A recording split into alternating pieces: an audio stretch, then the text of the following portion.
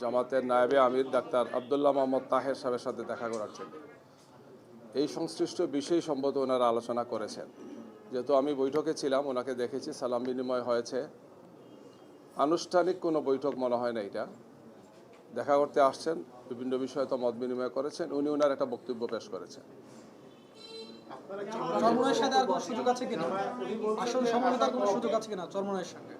আমরা সামনের দিনে দেখা যাবে কি হয়, আরো সামনে আমরা আগাই দেখা যাক কি হয়।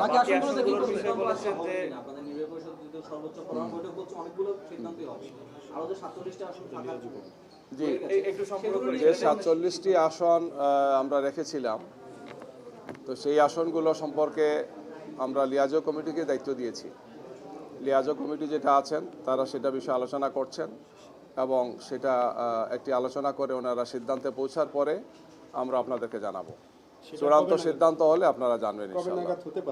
সেটা সিদ্ধান্ত চূড়ান্ত হয়ে গেলে আমরা আপনাদেরকে অবহিত করবো ইনশাআল্লাহ। আজকে সম্ভবত আর আমরা বলার সুযোগ পাবো না, অনেক সময় চলে যাবে তো রাতে। তবে আমরা একটা প্রেস রিলিজ দেবো যেখানে হয়তো কিছু বিষয় থাকবে।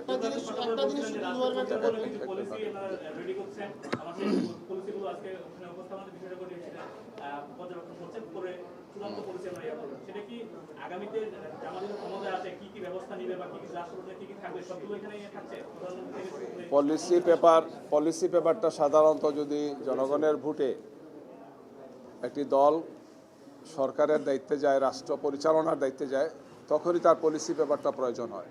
তো এই সম্পৃক্ত বিষয়ে আমরা প্রস্তুতি নিচ্ছি, যেটা আমরা আপনাদের মাধ্যমে জাতিকে অবহিত করব। আমরা এই মুহূর্তে দিচ্ছি না, যেহেতু এটা আলোচনা আছে। অনেকগুলো পলিসি পেপার তো পর্যায়ক্রমে একটা একটা করে আসছে। ফাইনাল হওয়ার পর আমরা অটোমেটিক্যালি এটা আপনাদের সামনে উপস্থাপন করব, আর আমাদের ওয়েবসাইটে এটা আমরা দিয়ে দেবো। শুধু ক্লিয়ার করবেন যে মামুনুল হক সাহেব বলে গেছেন যে এখন আর ইসলাম আন্দোলনের সাথে আনুষ্ঠানিকভাবে কোনো আলোচনা হচ্ছে না। আসলে কি আলোচনা আনুষ্ঠানিক হবে না, এটা একটু জানাবেন।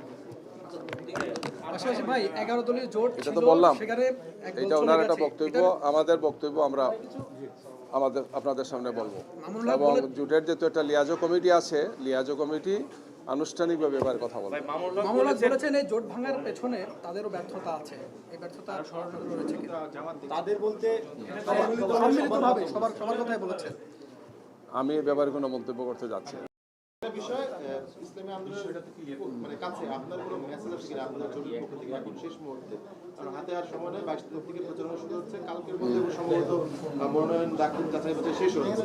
এই মুহূর্তে কোনো মেসেজ আপনি দিতে চান কিনা, জোটে আসার জন্য বা জোটে না আসার জন্য, বা তাদের যে অবস্থানগত বিষয়টা আছে? আমরা সব সময় বলেছি যে আমাদের দরজা সবার জন্য উন্মুক্ত, এটাই আমাদের সব সময়ের মেসেজ, এখনো এই মেসেজ থাকলো। বাকি 47টা আসন নিয়ে আপনাদের কোনো আলোচনা হয়েছে কিনা?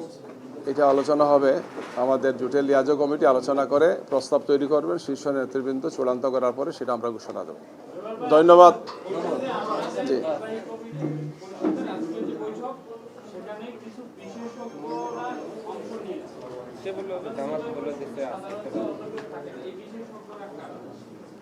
নির্বাহী কমিটির যে সমস্ত এজেন্ডা থাকে, সাধারণত সাংগঠনিক এজেন্ডা থাকে, সেখানে তো আমরা নির্বাহী কমিটির সদস্যরাই অংশগ্রহণ করি।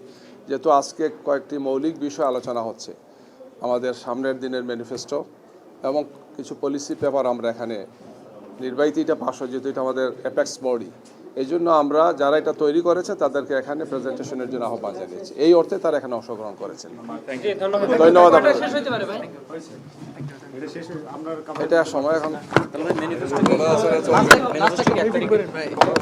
আইডিয়া 1 তারিখ